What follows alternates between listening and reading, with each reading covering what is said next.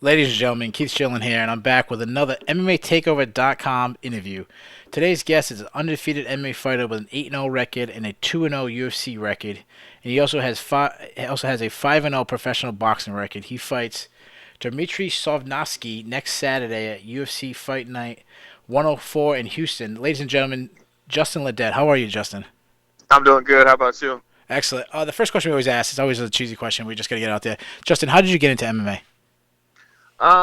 Man, I was playing college basketball and it wasn't working out for me. So my cousin was actually one of my cornermen. He's been wanting to fight ever since he saw the UFC in high school. Okay. So he talked me into taking up the jiu-jitsu class because I gained a little bit of weight after I quit basketball. So I was like, okay, I need to get back in shape. I'll go try out the jiu-jitsu gym, boxing, and went there one day and just kept going back. And wasn't even really looking to fight, but one day the trainer came in and he told us that we both had an amateur fight. So I didn't want to look like a punk, so I just went along with it, and I ended up winning, and kind of fell in love with it from there. So your trainer just out of the blue just signed you up for a fight, and now you're doing it for a career. Yeah, it was definitely not part of the plan at all. So your nickname is El Blanco, which if my Spanish is correct, it's not the best. That means the white. How did you get that Yeah, nickname? it's funny because one of my boxing coaches, or pretty much in general, everybody, they want to know what my ethnicity is, Okay. but like I don't know who my dad is, so Okay. we don't really know. And my mom's white, so every time like people ask me what ethnicity I am, I always go white, and they're like, "Well, you're not white. You got to be something else." And I'm like, "Well, that's all I know." Okay. And so Wow. my boxing coach was Mexican at the time, and he came up with El Blanco, Justin the White Ledet. Just in So the white. So that it's everyone's question when they ask. He's the white. yeah, exactly. But no one really understands it, so I always get asked another question about it. So That might be one of the best nicknames I've ever heard before. Before I was like, oh, that's a really strange nickname. Some of these guys always want some like really scary, the Pitbull or the Punisher or something like that, and just the way I like that. So you train. I know I've listened to some of your other interviews. You've trained kind of everywhere. Tell people where you're training and who should we be watching coming out of your gym. right now I've been training with Submission Box Academy, which that's what I've been with a long time. They're predominantly a striking school, and then I do my jujitsu with Gracie Barr with Professor Draculino. In the past, I've worked with some high collar boxing trainers. I worked with Angelo Dundee, who was Muhammad Ali's old trainer Okay. in Tampa Bay, Florida. Okay. So worked with him for a good bit of time, about 6 months, and some other big names. So All right. So you've been in the UFC for a short time now. You're 2-0. How has your life changed being in the UFC? Have you got more publicity? Anything like that? nah, not really, man. Absolutely nothing has changed. I guess the only thing that's changed is I actually got a little bit of money in my account now. Okay. Well, But that's good. but other than that, same old, same old. Still got the same friends I grew up with since like elementary school. So ain't nothing really changed. A couple people recognize me more so around town, but that's Sure. about it. Sure. So you come from a boxing background. You're 5-0 in boxing. You and we really saw your boxing on display in your first fight against Chase Sherman. Which, by the way, I'll go on record. I actually picked Chase Sherman in our pick'em league to beat you. So Yeah. I'll admit that I was rooting against you, and I was getting aggravated because you were tagging him, and you seemed like you were having a lot of fun out there while you were tagging him. And I think I might have had him in our DraftKings league too. So I wasn't having as much fun as you were having. But but in your second fight is you face Mark Godbear, and right away everyone's thinking, oh, these two big strikers are going to come out striking, and you went in, got a takedown, and submitted him real quick, and then you start going through your record, and you see, these 5 submissions. Is how did a guy that was this supposed to be a boxer be so good at the submission grappling?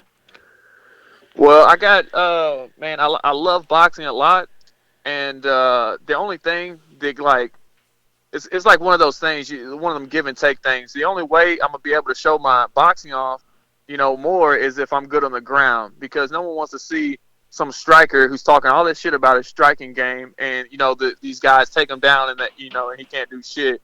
So I was like, fuck, if I'm gonna talk all this shit about me being a great striker, I better be good as fuck on the ground too. So Sure.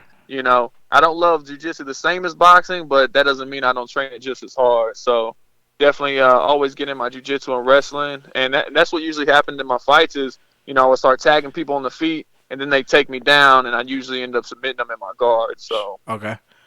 So they kind of think like, hey, I don't want to strike with a striker. They go for the takedown. They don't know. All they gotta do yeah, is exactly. check your record and see that you actually. I think you have 7 stoppages and 5 of them by submission, I believe, or something. Yeah, and it's crazy because like you just look at my record, and people are like, "Oh, this is a submission guy," and it's like, nah, actually, that's just how it looks. I'm a striker. So Okay, so now you're from Texas, correct?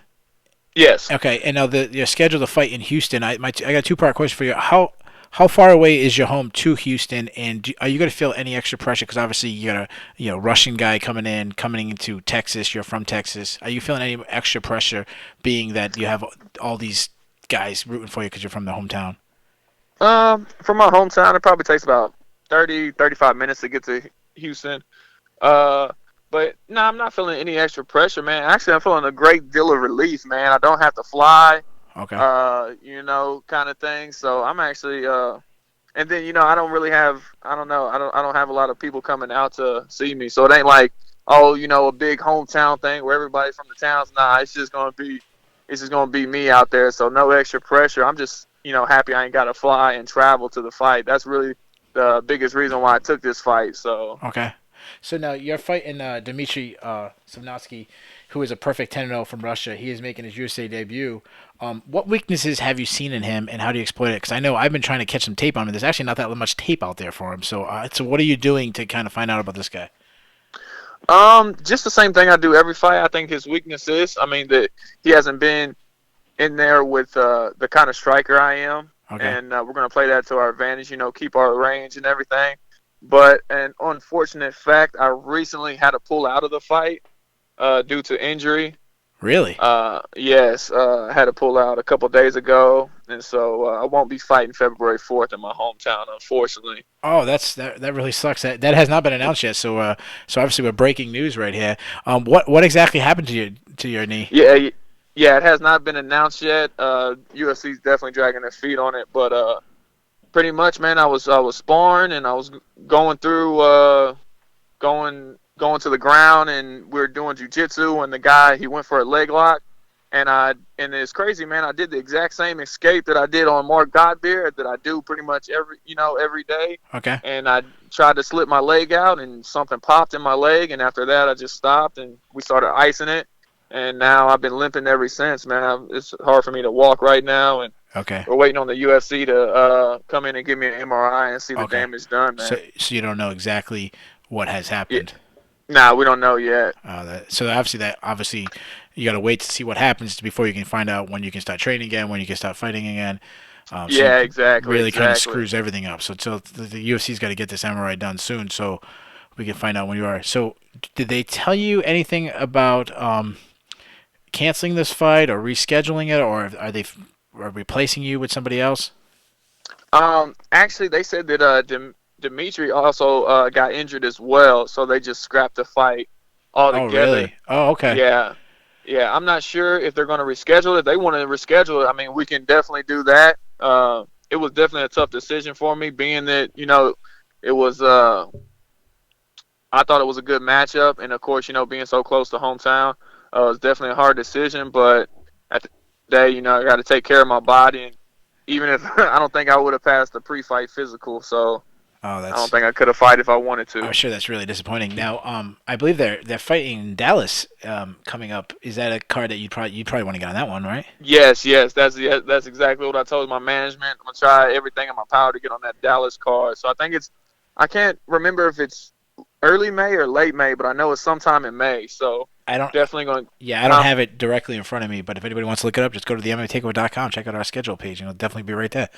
Um, Hell yeah. so, is there? Would you like to fight? You've been training for Sosnovsky. Would you like to fight him, or is there anybody else that you'd like to fight? I know you're a guy who you're not scared to mention names, and you're not scared to talk. So, is there anybody in particular that you'd like to fight?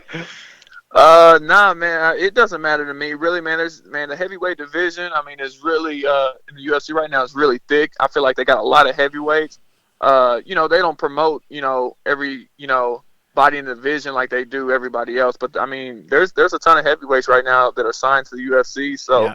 I mean, any one of them, whoever wants to get whooped, I mean, Okay. bring them on. I mean, that's I mean, that's where we're at right now. That's why it was such a hard decision because we thought that coming into this fight we had a big leg up on this guy. Sure. He was more of a grappler. We were confident that we were going to go in there and knock him out, stuff those takedowns, and really put on the display of movement and distance and timing. But Sure. fortunately, we got to wait. But I think I match up very well with any heavyweight just Okay. because of my skill set, my speed, my cardio, just my whole package. I mean, any heavyweight is going to have a hard time with me. So it doesn't matter whoever. Now you walk around. You're a little bit of a smaller heavyweight. You walk around about 230, 235, something like that. Yeah, about 235. Eh, My last fight I weighed in right at 240, but most of Okay. the time I walk around about 235. Yeah. No interest moving down to 205. Now it's funny because I had mentioned that in the media scrum after my last fight Okay. because it's been floating around. Like after the Chase Sherman fight, I was like, I told my management before that I was like, man, win or lose, I was like, I'm gonna go down to 205 after this, and they're like, Really? okay, yeah. And then so the next fight, they're like, we got another fight for you, but it's at heavyweight, and I was like, okay, that's cool too. It's not really a big deal to me. And then Okay. we got this fight in Houston, and my manager was like, all right, man, you need to stop, talking about 205. Sure. Either you need to do it for this fight since we're going to be at home. We know where everything's at. It's not like we're going overseas or going to a place we don't know. He's like, you'll be able to cook everything. Yeah. He's like, if you don't cut to 205 this fight, shut up about it. And I was like, man, I don't want to cut to 205. Like right when we got back into town, it was Sure. Thanksgiving, Yeah. then it was Yeah. Christmas, Yeah. then it was New Yeah. Year's. I was like, I ain't cutting weight. So Yeah. I just shut up about 205. I can't say nothing about 205 anymore. Yeah. So I'm staying at heavyweight. There's never any good time to be cutting weight. You get the winter time, you have Thanksgiving, Oh Christmas, yeah. holidays, you get the NFL playoffs, stuff like that. And then when the Oh, summertime comes, you got your barbecues. So there's never really a good time to be cutting weight. oh, exactly. I think that's the worst time that Thanksgiving, Christmas, New Year's, man. You ain't gonna make no type of weight, Yeah. especially me. So now, um, going to the question about going back to going down to 205. Have you made that cut before?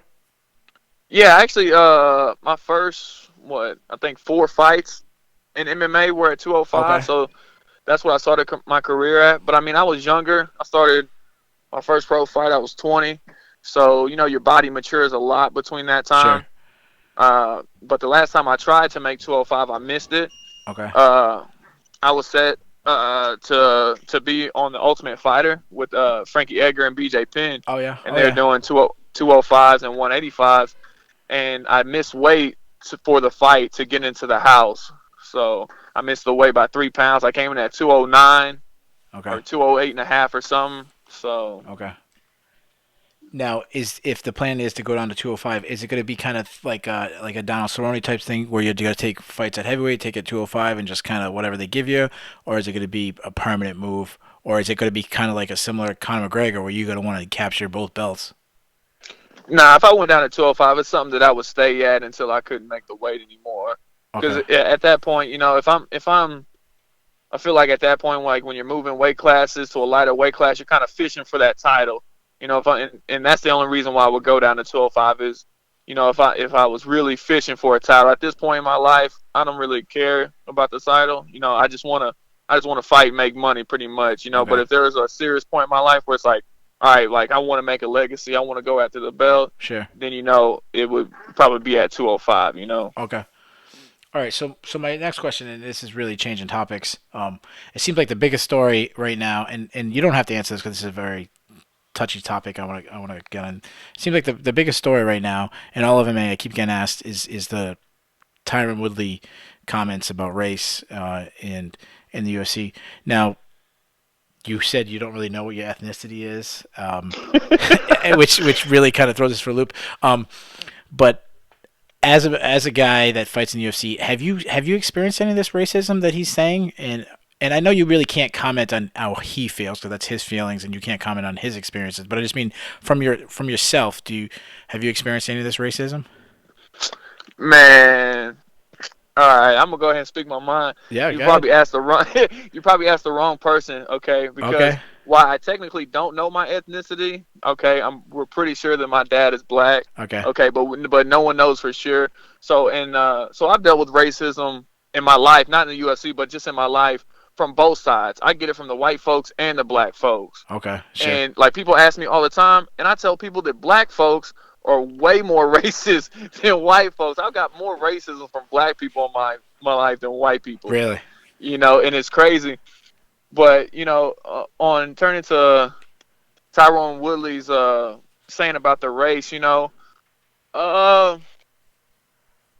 I don't want to say that he's pulling the race card, but 50% of me is saying that. Okay. But on the other end, you got to think what motivates the UFC. The UFC is motivated by the ratings, and people Of course. watching. Of course. I mean, the most people watching, okay, are going to be Caucasian, or Okay. Sure. so that's what's going to propel people to that stardom. You know what I mean? Sure. Because I was having a conversation, and it's like the UFC always, if you notice, the UFC always picks to promote blonde hair, blue eyes. Okay. Okay, and that's not because of racist. That's because that's what America is going to cling to. That's America clinging to that. That's not per se the UFC. The UFC is just going to do what's going to get them paid. So they. You know what I mean? Sure. The only color they see is green. Exactly. So they're going to promote what's going to sell. Just like John Jones is always saying, "Oh man, they don't promote me. They don't promote me." But they promote, other fighters, and I agree with what they're saying. But they're not. The UFC themselves are not promoting out of racism. Sure. It's what America's going to buy. Just like I told people, like I was having a conversation about the Ronda Rousey and the Juliana Pena fight, or no, what's her name? It was Pena though. Her last Oh, name. you're thinking What of if she just lost? Amanda Nunes. Amanda Nunes. Yeah, I'm sorry about that fight. And I was like, Amanda Nunes could be better, but she's not going to get promoted because she's Brazilian. Yeah. America's Sure. just not going to do that. Just like, Anderson Silva. Anderson Silva was probably one of the greatest fighters ever.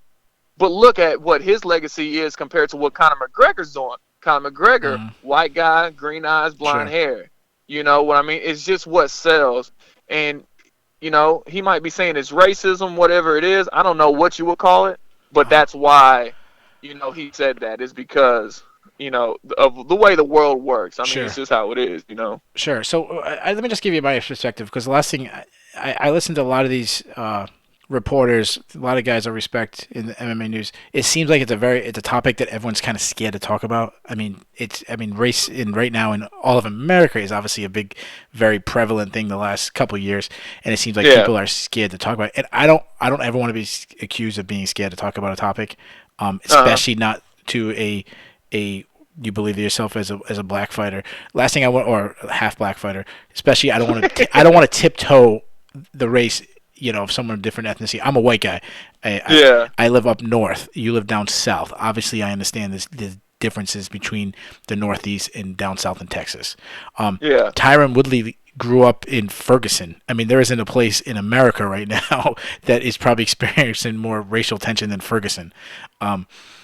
So I can understand. And last thing I want to talk about is from his feelings. But I just don't see it. And the reason why, you talk about John Jones. John Jones was originally scheduled to headline UFC 200 against Daniel Cormier, another black man. Tyron Woodley, before he was even the champion, he was given the gig on Fox Sports 1 to do the UFC broadcasting, or what do you call it, UFC Tonight and all those shows. Daniel Cormier is one of the most pushed guys in the whole organization. He's a black guy. I mean, Yves Edwards is a guy that you see on these shows. You talk, and I understand where and I'm not saying that he doesn't experience racism. I think he's 34 years old. There's not a black man in America who's 34 years old hasn't at least one time in their life experienced racism. I mean, I don't live, in a fairyland that I know that it happens. But my issue is, it seems like he really got hurt from being booed at UFC 205, and but put yourself in the section. You're going against Stephen Thompson in Stephen Thompson's home state. Like, what did Yeah. you expect? I mean, this guy that was scheduled to fight you in Houston, he was going to get booed. He's coming in to Oh fight a yeah. Texas guy in Texas. I mean, you fight Conor McGregor in Dublin, you're going to get booed. You fight Yeah. Frankie Edgar in New Jersey, you're going to get booed. You know, you fight Justin Ledet in Texas, you're going to get booed. I don't get and like I said, obviously, if other people are saying it, I'm sure it's something there, something needs to be addressed. But I think you actually hit on the point that it is, like you mentioned, Anderson Silva wasn't the star Conor McGregor is, and obviously Anderson Silva's resume blows Conor McGregor's away. Anderson Yeah. Silva arguably is the greatest MMA fighter of all time. I mean, between him, George St. Pierre, John Jones, there's a very short list. Yeah. But I agree what you said about him being Brazilian. I think you have to have a marketability to yourself, and the fact that Anderson Silva, he speaks English, but he speaks a broken English. I think that actually has more effect than anything. Mhm. I'm sure Anderson Silva is a much bigger star in Brazil than George St. Pierre is, you know, Yeah. or Chuck Liddell ever was, or Randy Couture, whoever, you know, whatever star you want to say. Yeah. So I did not want to not touch this topic with the black fighter because it's such a big deal right now. So obviously, me and you are not going to discuss and end the whole race discussion. I don't think me and you are going to solve the race problem right now. So let me pick another beef with you. And obviously you're very charismatic. You're very not scared to speak your opinion. I listened to another interview with you, and I've heard you say this multiple times. You're a big boxing guy. You came from a background. You said you enjoy boxing more than MMA. You said this thing that kind of I got to pick a beef with you on. You said that if you used the example of Randy Couture versus James Toney when they fought, and you said, "Well, that's not boxing versus MMA," and you said, if you taught a boxer how to check a kick, how to grapple, and how to stuff a takedown, a boxer would destroy a mixed martial artist. And I go, Yes. and I think, yeah, that's probably right. But then he wouldn't be a boxer; he'd be an MMA fighter. So I really didn't understand that statement, and I just think of it like this: if you had, oh, actually, I'll let you respond to that first. That's a good point. Like you said, if you taught a boxer all of that, technically, quote unquote, he wouldn't be a He wouldn't be a boxer boxer. anymore. He'd be a MMA fighter, and I agree with that. But I guess more so, I was saying a boxer's mentality. I guess more so of what I was saying, because I don't see a guys. You got some people with a boxer's mentality. You got like BJ Penn. You got like Sure. Dos Santos. You got Miocic. But how many of those guys can go and fight a top-notch boxer None of them. None of them. and fight a top-notch MMA? What I'm saying is, I'm the guy that can do both. I'm the Okay. guy that can go fight a top-notch boxer Okay. at the same time come fight a top-notch Sure. MMA guy. All right. Because I was trying to think of an example, and I know it's kind of unfair because I kind of figured me and you would start debating, and I know it's kind of unfair because I didn't give you a heads up, and I kind of was prepared for the debate. Oh no, I was I love debating. I think that's why America has the problems it does today, because people don't debate. Sure. They argue. Yeah. People argue and they bicker, but that's not debating. Debating, you come up with what you think and you have Yeah. stuff to back it up. And then you say your piece, and then the other person, they think about what you said, and then they think a little bit and they come back with something and they back that up, Sure. And that's all debating is, because with a debate, you can change somebody. You're not going to change somebody's mind, but you can change their perspective. Sure. In an argument, you're going to do neither. Not You gonna know do what I that. mean? Yeah. So, I was thinking of Cody Garbrandt because I think he's one of the most well-rounded fighters in MMA right now, and I was thinking of, like, he displayed good striking against Dominic Cruz. He displayed good grappling, good wrestling. If you took Cody Garbrandt and you stuck him in, he's 135. I don't really follow. I'm a very casual boxing fan. I don't know who the top 135-pound boxer is. I don't know who it is, but whoever it is, if you took Cody Garbrandt and you stick him in a boxing ring against the top boxer wipes the floor with him. You stick Cody Garbrandt in a wrestling match against whoever the top 135 wrestler in the world.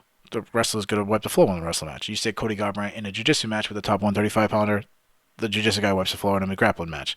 But when you stick in an MMA match, he goes against the boxer. He's going to take him down and win. I'll wrestle him, either beat him up or submit him on the ground. He goes against the jiu-jitsu guy. He's going to keep it standing. He's going to knock him out on the feet. And he goes against the wrestler. He either is going to knock him out on the feet, or if he gets taken down, he's going to submit him. So I kind of think of it more of if we put it into not MMA terms, but think about like real life. My dad is a contractor. He's a handyman. He can fix everything. Okay, but he doesn't have the skills that an electrician has in electricity. He doesn't have the skills that a plumber has. But he has all the skills combined. He can do plumbing, but not the level to a master plumber. He can do electrical work, not like the master electrician. So that's what I think of MMA is. I think it is combining all these sports, put them all together, but they're never going to master that one technique that a boxer has. Because a boxer, when he's training 8-10 hours a day, he's training just boxing. That's what he can do. Yeah. An MMA fighter can't spend 10 hours boxing because then he's got to get taken down and submitted. Like you were talking about earlier, you said, hey, if you want to really flourish with your striking, you're going to have to be able to have people say, hey, I don't want to go to the ground with him. He's got to submit me, Yeah. So I kind of feel like that. So when you were saying that a boxer would wipe the floor, I like that you change it because I don't agree with that at all. I mean, if you think a Floyd Mayweather in a street fight against Conor McGregor or Chad Mendes or Frankie Edgar, I think they wipe the floor with him. Obviously, in a boxing match, the people talking about Conor McGregor boxing Floyd Mayweather, I think that's one of the most ridiculous things I've ever heard in my life. Floyd Mayweather, he knocked out 26 guys in boxing, top boxers. He would I believe he would take out Conor McGregor in the first round if he wanted to. In the first round, he could take out, in my opinion. But in a whole fight where McGregor can go takedowns, submissions, kicks, whatever, it's a whole different story. Oh, yeah, for sure. Now, I don't know who's a Klitschko or whatever. He's a top boxer, heavyweight. You would wipe the floor with Klitschko in a MMA fight. In a boxing match, now we got a whole different story. I don't know. Would you win or not? Now you're saying you would. I'm not saying you wouldn't because obviously you have a boxing background. But I think you would admit that it's a much more challenge now than it would be in an MMA fight.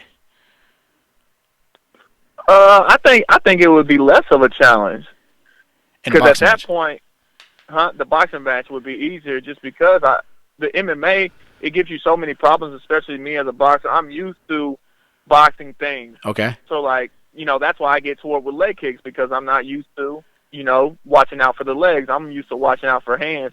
That's why I'm kind of slow sometimes on the takedowns because I'm not used to a lot of those things. I'm used to the boxing aspect of it. So really that transition is a lot easier for me just to do because that's all I want to do. I want to come in and I just want to do boxing stuff. I just want to go to the boxing gym. I just want to go, boxing sparring.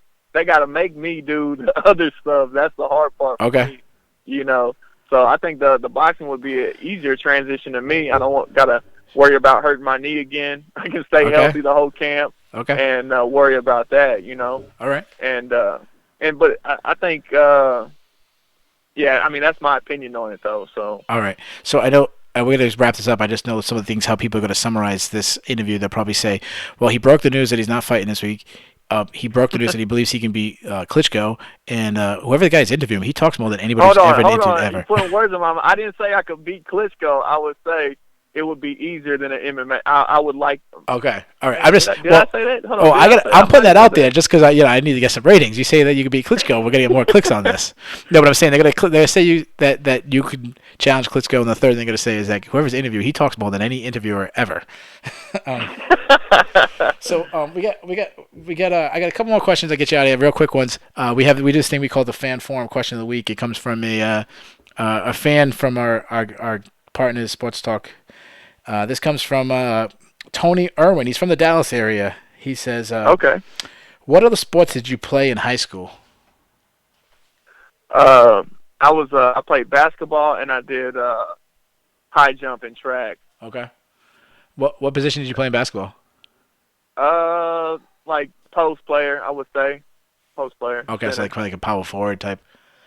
Yeah. But then when I got to college, I kind of switched out to wing. Okay. A wing player. All right. So now, can you beat Vladimir Klitschko in a basketball match, 1-on-1? Man, I hope so. I'll tell you that much. All right. So I know you. I've listened to some of the interviews you say that you're a big boxing fan. You enjoy watching boxing more than MMA. So I can't let you go without getting your prediction on a fight.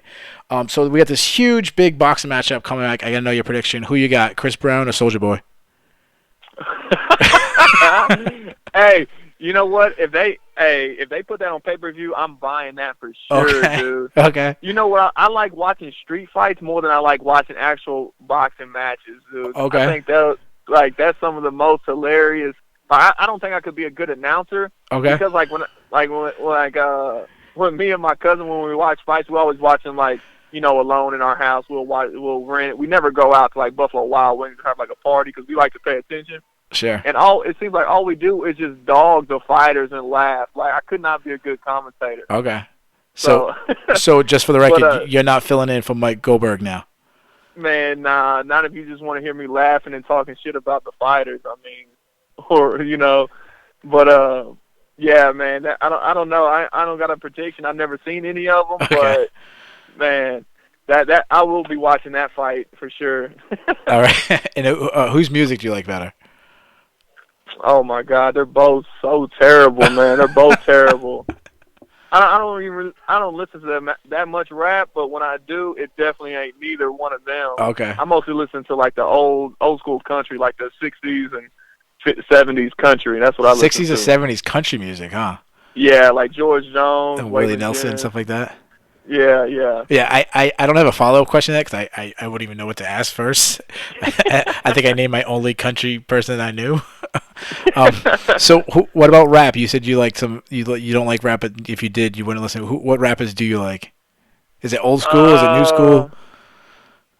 I guess some of the new school stuff, like a lot of like the underground stuff, like Okay. the stuff that actually has like lyrics in it. That Okay. actually, of course, like Eminem, Yellow Wolf. Okay. For some reason, a lot of white rappers. A lot of white rap. White Okay. rappers about to take over the game. I'm telling Okay. you. All right. So we've now covered every topic. Yeah, for sure. All right. So we appreciate you coming on. We're gonna let you go. We have one last question for you. Is have you submitted to the takeover? This is Justin Ledet, and I'm submitting to the takeover. Yeah, and just for the record, for you guys out there, that Justin Ledet, he's coming after Klitschko, so Klitschko, watch out. All right, ladies and gentlemen, that was our special interview with Justin Ledet. Make sure you check out our website, themmatakeover.com. That's themmatakeover.com. Like us on Facebook, follow us on Twitter, Instagram, and subscribe to our YouTube. And we thank you. Have a good night.